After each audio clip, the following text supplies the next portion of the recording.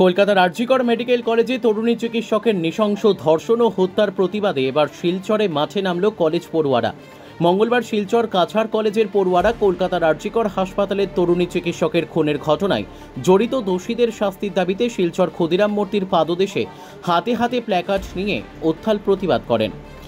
সংবাদ মাধ্যমে পড়ুয়ারা জানান, এক তরুণী চিকিৎসককে এভাবে নৃশংসভাবে হত্যাকাণ্ডে লজ্জিত সারা দেশ। এই ঘটনা আবারও প্রমাণ করেছে যে পশ্চিমবঙ্গের মহিলারা নিরাপদ নন। অন্যদিকে মুখ্যমন্ত্রী মমতা বন্দ্যোপাধ্যায় 10 লক্ষ টাকা দিয়ে মৃতের পরিবারের আওয়াজ বন্ধ করতে প্রচেষ্টা করছেন, যা অত্যন্ত লজ্জাজনক।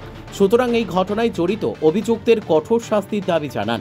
অন্যথায় গণতান্ত্রিক পদ্ধতিতে তারা আরও আন্দোলন গড়ে তুলবেন বলে কড়া হুঁশিয়ারি দেন। Bureau report, SV Times news. বিগত কিছুদিন আগে আমরা দেখতে পেরেছি কলকাতাতে আমাদের ভগবান তুল্য ডক্টর যিনি মৌমিতা দিদিকে নির্মমভাবে 18 থেকে 20 জন নরপশু ওনাকে রেপ করেছে। এবং আমরা এটাও দেখতে পেরেছি যে এই কলকাতা যেখানে ঘটনা ঘটেছে মমতা সরকার বলেছে কি মৌমিতা দিদির পরিবারকে 10 লাখ টাকা দেবে। আমি ওনার কাছে কোয়েশ্চেন করতে চাই যে মৌমিতা দিদিকে 10 লাখ টাকায় ফেরত পাওয়া যাবে? এবং ওই কলেজের যে অধ্যাপক যে জড়িত ছিলেন এই কাণ্ডে ওনাকেও দৃষ্টান্তমূলক শাস্তির দাবি চাই এবং যারা দোষী আছে তাদেরকে ফাঁসি না যদি দেওয়া হয় আগামী দিনে আমাদের ছাত্র সমাজ বৃহত্তর থেকে বৃহত্তর আন্দোলন নামবে। Like we women, we have to freedom, we have everything just like boys. और अगर हमारे देश में रहते हुए गर्ल्स अगर सेफ नहीं है तो कहाँ जाके सेफ रहेगी? और सबको पता है भारत क्या है। वंदे we are Indians.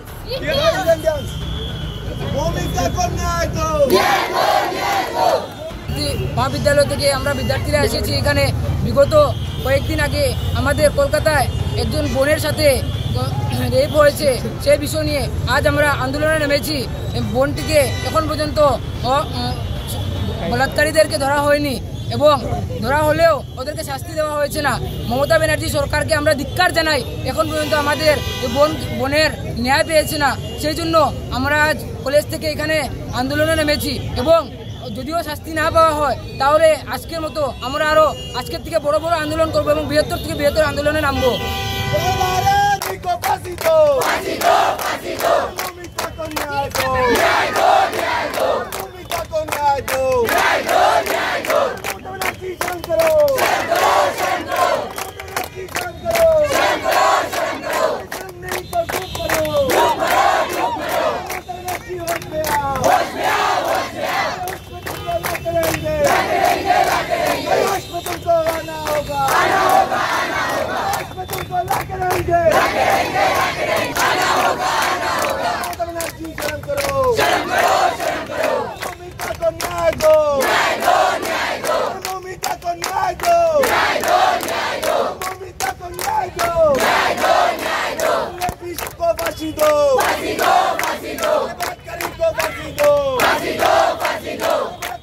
Fascido!